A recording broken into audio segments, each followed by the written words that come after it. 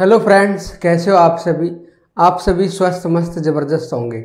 मेरे प्यारे दोस्तों, आज हम सुप्रीम कोर्ट की तीसरी क्लास के बारे में बात करने वाले हैं और विशेषकर हम चर्चा करने वाले हैं आज जो कॉलेजियम पर जो बयान दिए जाते हैं। कॉलेजियम क्यों विवाद में रहता है।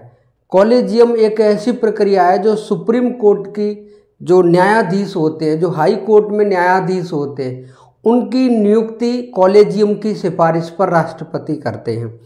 वो जो कॉलेजियम की सिफारिश पर जो राष्ट्रपति जजों की नियुक्ति करते हैं, उस पर क्यों आरोप लगता है। तो मेरे प्यारे दोस्तों, ये भी साफ कर दें, आरोप इसलिए लगता है क्योंकि हिंदुस्तान दुनिया में एक ऐसा देश है जिसमें न्यायाधीशों की नियुक्ति खुद न्यायाधीश ही करते हैं। हाँ मेरे प्यारे दोस्तों, क्योंकि जिस हम न्यायाधीश की बात कर रहे हैं, उस न्यायाधीश की जो भी नियुक्ति होती है वो कॉलेजियम की सिफारिश पर होती है। और जो कॉलेजियम है, उस कॉलेजियम में 5 जो सदस्य हैं, कौन है उसमें?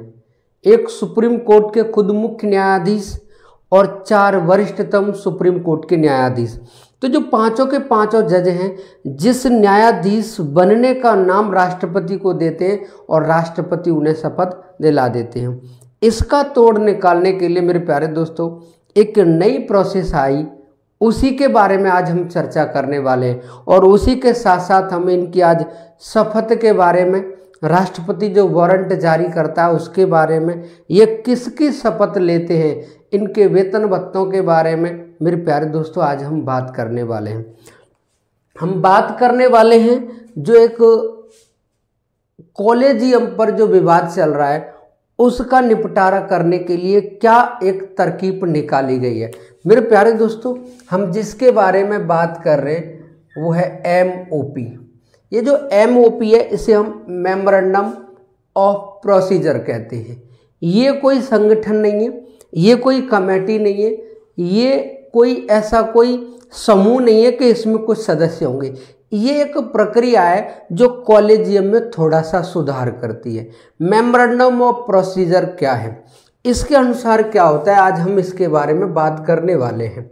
मेरे प्यारे दोस्तों, इसके अनुसार ये कहा जाता है कि जो CJI होता है, सुप्रीम कोर्ट में जो CJI होता है, अगर उसका कार्यकाल खत्म होने वाला है, उसका कार्यकाल का, इनका तो कोई कार्यकाल होता नहीं, इनकी सेवानिवृत्ति की आयु जो समाप्त होने वाली है, ऐसी स्थिति में कौन बनेगा मुख्य न्यायाधीश, इसके बारे में सबसे पहले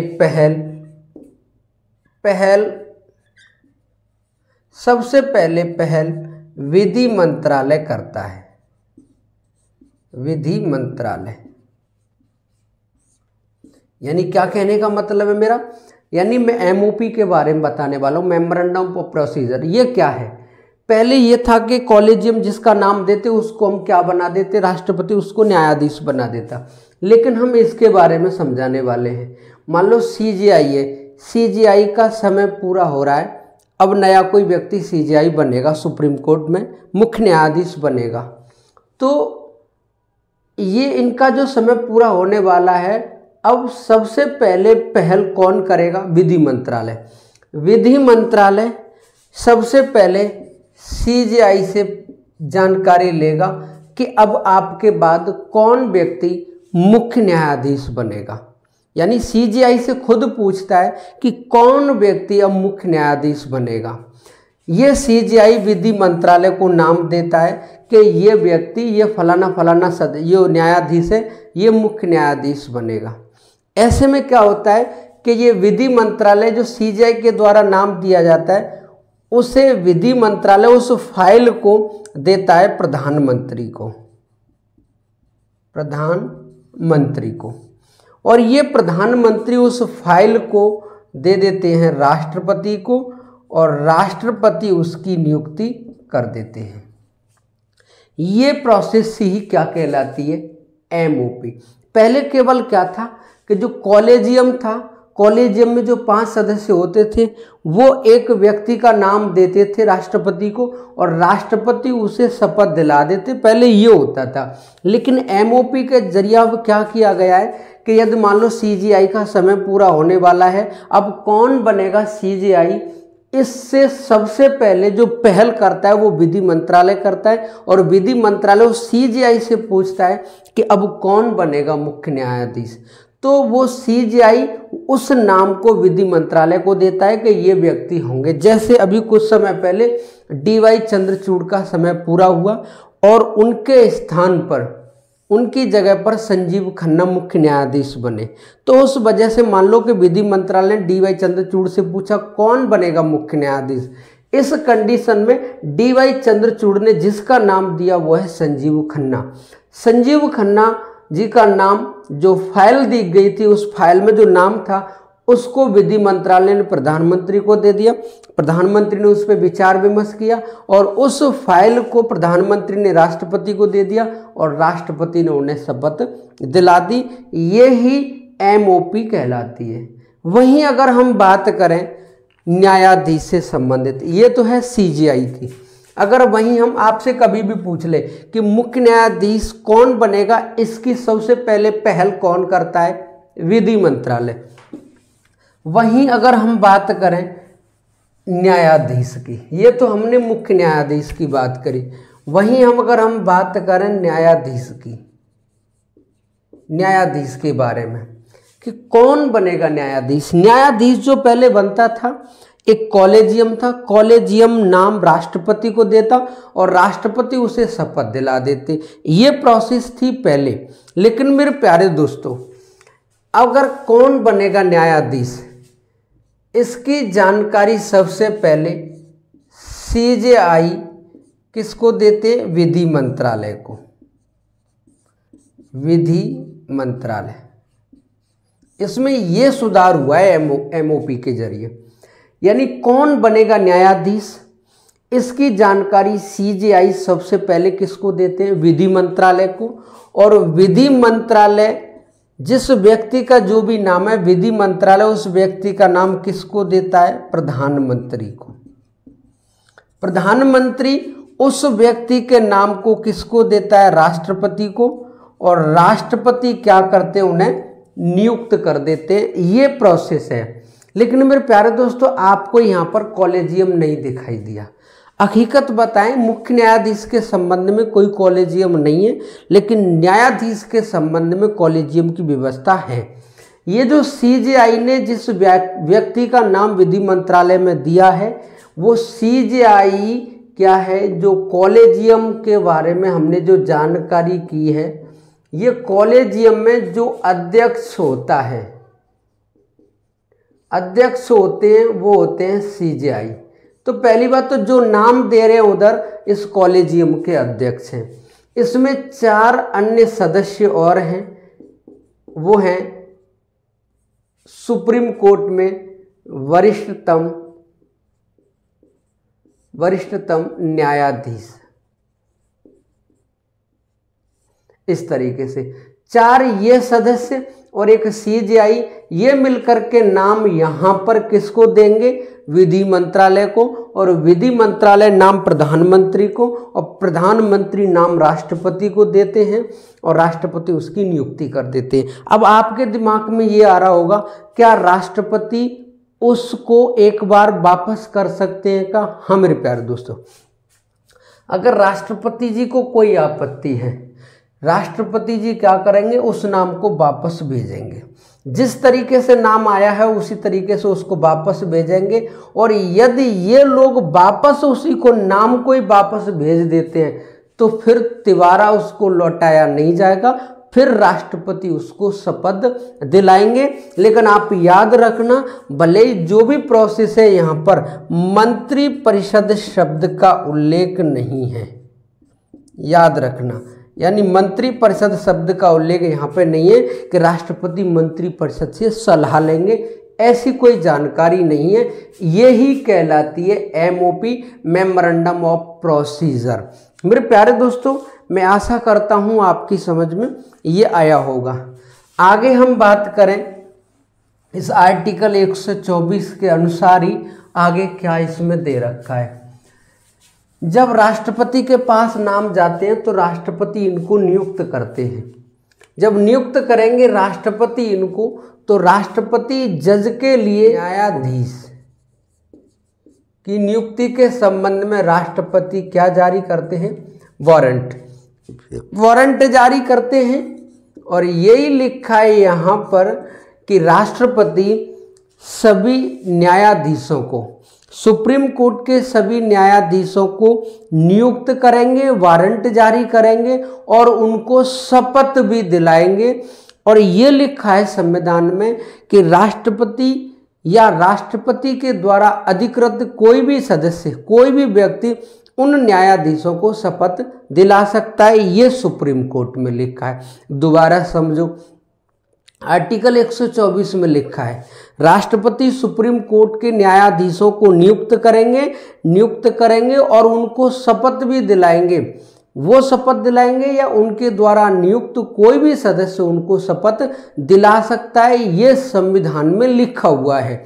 मेरे प्यारे दोस्तों, इस न्यायाधीश को जो शपथ दिलाई जाती है, इस शपथ का जो प्रारूप है, इस प्रारूप का उल्लेख किसी भी आर्टिकल में नहीं दे रखा है। ये शपथ का प्रारूप ये दे रखा है अनुसूची 3 में।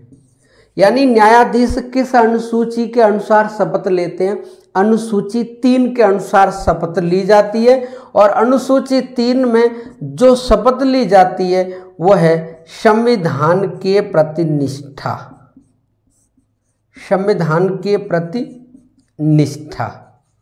यानी आपसे कभी भी पूछ सकता है कि ये जो न्यायाधीश है किस बात की शपथ लेते हैं, तो संविधान के प्रति निष्ठा की शपथ लेते हैं। मेरे प्यारे दोस्तों, संविधान के किसी भी आर्टिकल में न्यायाधीशों की शपथ का उल्लेख नहीं है, शपथ के प्रारूप का उल्लेख नहीं है। ये अनुसूची 3 में शपथ का प्रारूप जो भी दे रखा है उसके अनुसार न्यायाधीश शपथ लेते हैं। लेकिन हकीकत बात ये है कि राष्ट्रपति इनको शपथ दिलाएंगे या राष्ट्रपति के द्वारा अधिकृत अधिकारी इनको शपथ दिलाएंगे। लेकिन व्यवहार में क्या चल रहा है, इधर व्यवहार में क्या चल रहा है कि जो CJI होता है उनको जो शपथ दिलाई जाती है उनको शपथ दिलाते हैं राष्ट्रपति। ये चल रहा है। यानी CJI को शपथ दिलाते हैं राष्ट्रपति और जो न्यायाधीश होते हैं, न्यायाधीश को जो शपथ दिलाई जाती है, शपथ जो दिलाई जाती है वो दिलाते हैं CJI। ये व्यवहार में चल रहा है। आपसे पूछ भी सकता है कि न्यायाधीशों को शपथ कौन दिलाता है। आंसर होगा भारत का मुख्य न्यायाधीश, यानी सुप्रीम कोर्ट का मुख्य न्यायाधीश। और CJI यानी मुख्य न्यायाधीश को शपथ कौन दिलाता है, तो आंसर क्या होगा, राष्ट्रपति। मेरे प्यारे दोस्तों, ये उसकी नियुक्ति हो गई और उसकी शपथ हो गई। आगे हम बात करने वाले हैं जो राष्ट्रपति के जो यानी मुख्य न्यायाधीश और न्यायाधीश के द्वारा जो शपथ ली जाती है उसकी बात कर ली। अगर हम आगे बात करें, संविधान का एक आर्टिकल है, आर्टिकल से पहले हम आर्टिकल 124 की ही बात करें। संविधान के आर्टिकल 124 में लिखा हुआ है कि जो CJI होगा या हम सुप्रीम कोर्ट के न्यायाधीश की बात करें, सुप्रीम कोर्ट के जो न्यायाधीश हैं उनका जो सेवानिवृत्ति की आयु है, सेवानिवृत्ति की जो आयु है वो कई बार पूछी गई है। कितनी है, 65 वर्ष। यानी सुप्रीम कोर्ट, जब हम हाई कोर्ट पढ़ेंगे तो उनके न्यायाधीश की जो आयु है यानी सेवानिवृत्ति की जो आयु है वो है 62 वर्ष। और यहाँ हम सुप्रीम कोर्ट की बात करें, आर्टिकल 124 में लिखा हुआ है कि आर्टिकल 124 के अनुसार सुप्रीम कोर्ट के न्यायाधीशों की सेवानिवृत्ति की आयु कितनी है, 65 वर्ष है। मेरे प्यारे दोस्तों, यहाँ किसी भी आर्टिकल में न्यायाधीश को लेकर कहीं भी कार्यकाल के बारे में जानकारी नहीं दे रखी है और ना ही उनकी नियुक्ति के संबंध में न्यूनतम आयु के बारे में कहीं जानकारी दे रखी है। यानी आपसे ये पूछेगा कि न्यायाधीश बनने के लिए न्यूनतम आयु कितनी होनी चाहिए। कोई न्यूनतम आयु नहीं है। जज का कार्यकाल कितना होता है? कोई कार्यकाल नहीं होता। उनकी सेवानिवृत्ति की आयु होती है कितनी? 65 वर्ष। ये किस आर्टिकल में लिखा हुआ है? आर्टिकल 124 में। आगे अगर हम बात करें इनके वेतन भत्तों के बारे में, तो संविधान का एक आर्टिकल है 125। संविधान का जो अनुच्छेद है 125, ये जो आर्टिकल 125 है, ये क्या कहता है? ये जो सुप्रीम कोर्ट में न्यायाधीश होते हैं, सुप्रीम कोर्ट में जो न्यायाधीश होते हैं, उनके वेतन भत्ते, सेवा शर्तें, यानी ये वेतन भत्ते सेवा शर्तों की जानकारी किस आर्टिकल में दे रखी है? आर्टिकल 125 में दे रखी है कि न्यायाधीशों का वेतन भत्ते सेवा शर्तें किस अनुच्छेद में? 125 में। लेकिन इनका वेतन कितना होगा, इनके भत्ते कितने होंगे, सेवा शर्तें कितनी होंगी, इस बात की जानकारी कौन करती है? संसद। यानी संसद निर्धारित करती है कि इनका वेतन कितना होगा, इनकी सेवा शर्तें क्या होगी, इनका भत्ता क्या होगा, इन्हें सुविधाएं क्या दी जाएंगी। मेरे प्यारे दोस्तों, इसका निर्धारण कौन करती है? संसद। लेकिन इनके वेतन भत्ते सेवा शर्तों की जानकारी कहाँ दे रखी है? आर्टिकल 125 में। आप याद रखना इस बात को, इनको जो वेतन दिया जाता है, संविधान का एक आर्टिकल है 266। ये 266 इसमें केंद्र की संचित निधि के बारे में जानकारी दे रखी है।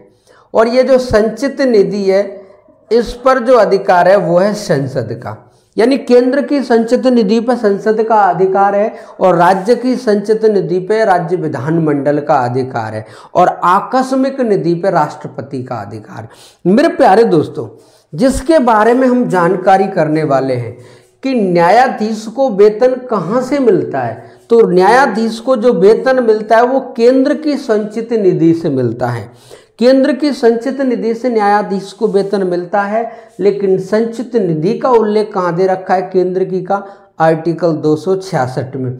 और ये भी कहा जाता है कि जब न्यायाधीश पद पर रहेगा, पद पर रहते हुए उनके वेतन में कोई हानिकारक परिवर्तन नहीं किया जा सकता। कोई हानिकारक परिवर्तन नहीं किया जा सकता। हानिकारक का मतलब है वेतन कम नहीं किया जा सकता है, वेतन में कोई कटौती नहीं की जा सकती है। ये लिखा हुआ है यहाँ पर। आपसे कभी भी पूछे पेपर में, क्योंकि ROA की डेट आ गई है, 27 जुलाई को पेपर होने वाला है ROA का। तो मेरे प्यारे दोस्तों, ROA इधर PCS मेंस का पेपर होने वाला है, तो वहाँ क्वेश्चन इस तरीके से कथन कारण के पूछेगा कि न्यायाधीश के संबंध में कौन सा कथन गलत है या कौन सा कथन सही है, इस तरीके से क्वेश्चन रखेगा। और वहीं क्या रख देगा, एक पॉइंट कि सुप्रीम कोर्ट के न्यायाधीश के वेतन में कोई भी परिवर्तन नहीं किया जा सकता है। मेरे प्यारे दोस्तों, संविधान में कोई भी परिवर्तन जैसा शब्द नहीं लिखा हुआ है, वहाँ हानिकारक परिवर्तन जैसा शब्द लिखा हुआ है। कोई परिवर्तन, यानी मान लो अगर न्यायाधीश का वेतन 1 लाख है, इसको 1 लाख से बढ़ाकर 20,000 किया जा सकता है। 1,20,000 किया जा सकता है, परिवर्तन किया जा सकता है, बढ़ाया जा सकता है, लेकिन हानिकारक का मतलब है कम नहीं किया जा सकता। ये आर्टिकल 125 में दे रखा है। मेरे प्यारे दोस्तों, आप इसका स्क्रीनशॉट ले लो, आगे हम आर्टिकल के बारे में बात करने वाले हैं। स्क्रीनशॉट ले लिया होगा। अब आगे हम बात करें कि यदि कोई सुप्रीम कोर्ट का न्यायाधीश रिटायर होता है तो रिटायर होने के बाद में क्या वो किसी हाई कोर्ट में प्रैक्टिस कर सकता है? क्या वो सुप्रीम कोर्ट में प्रैक्टिस कर सकता है? क्या रिटायर होने के बाद में वो लाभ का पद धारण कर सकता है? तो मेरे प्यारे दोस्तों, आप याद रखना हमेशा, सुप्रीम कोर्ट का कोई भी न्यायाधीश जब भी रिटायर होगा, वो पहली बात यह है कि लाभ का पद धारण नहीं कर सकता। दूसरी बात यह है कि वो किसी भी हाई कोर्ट में तथा सुप्रीम कोर्ट में प्रैक्टिस नहीं दे सकता, यानी सेवा नहीं दे सकता।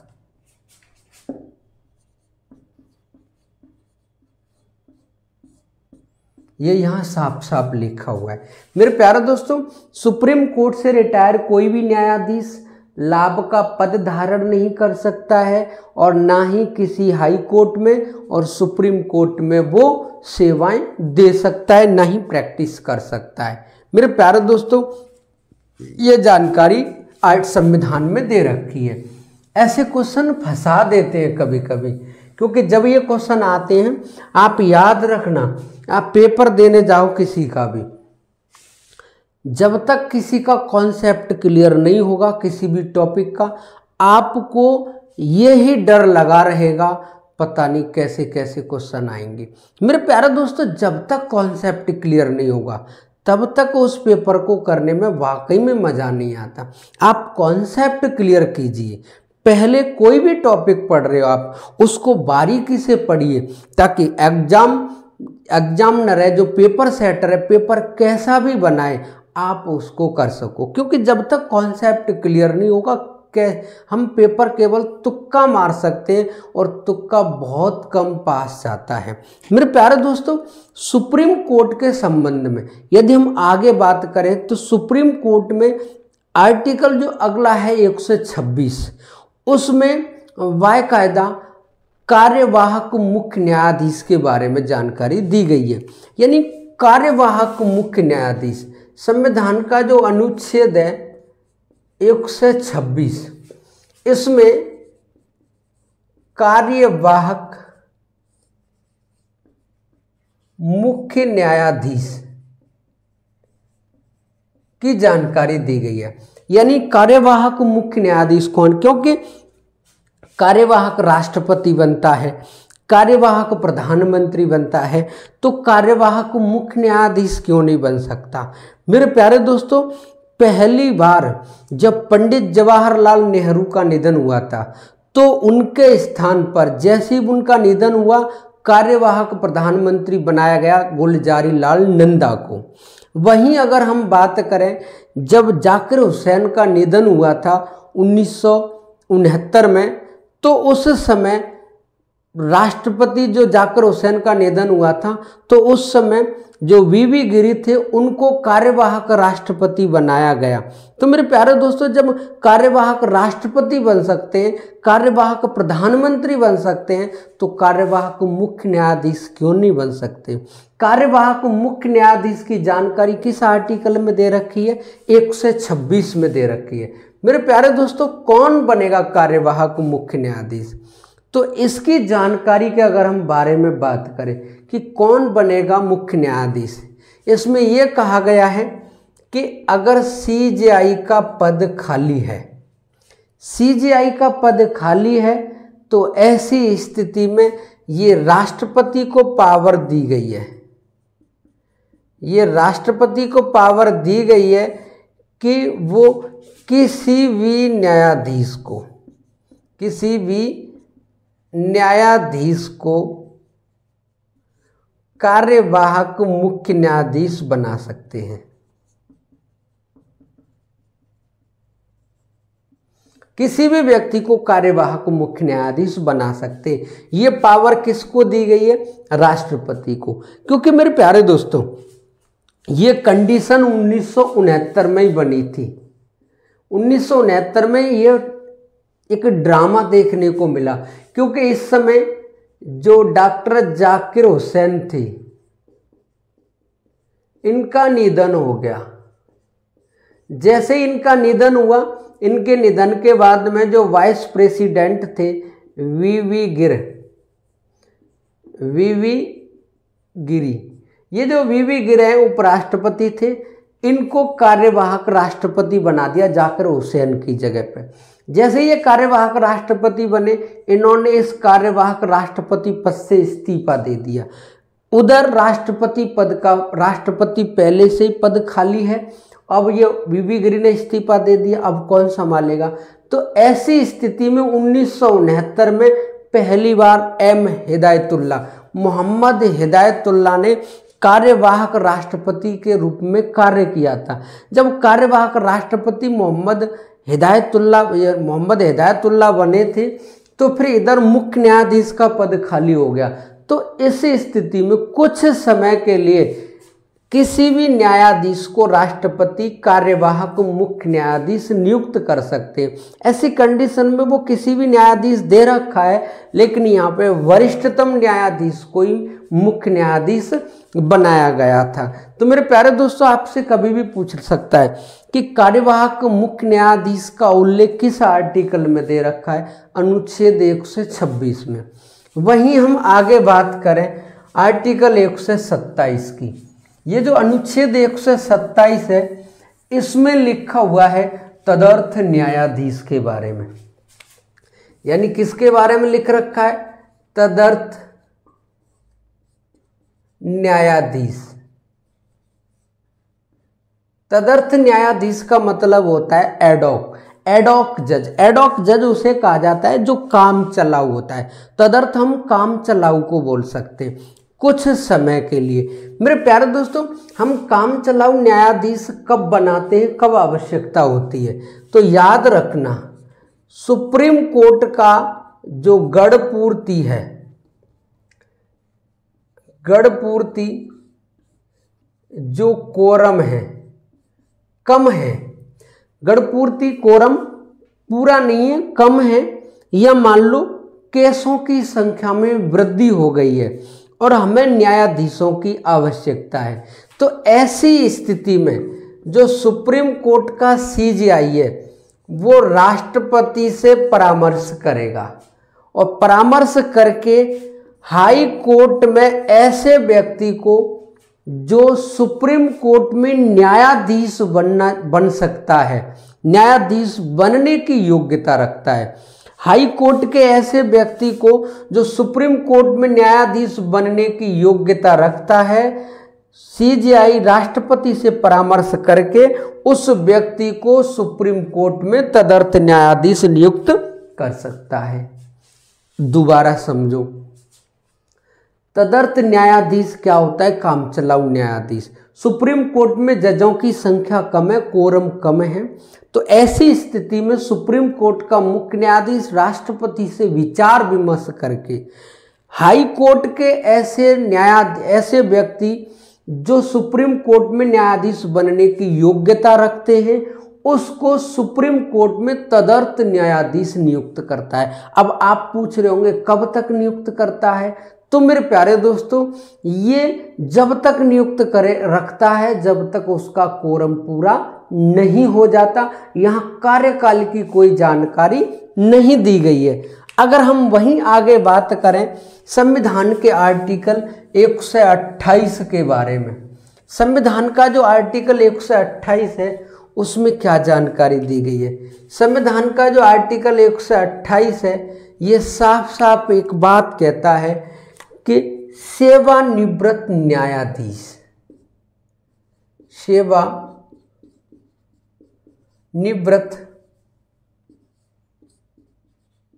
न्यायाधीश, यानी सेवानिवृत्त न्यायाधीश कहाँ पर? सुप्रीम कोर्ट में। यानी जो रिटायर हो जाते हैं उन जजों को भी दोबारा बुलाया जा सकता है क्या?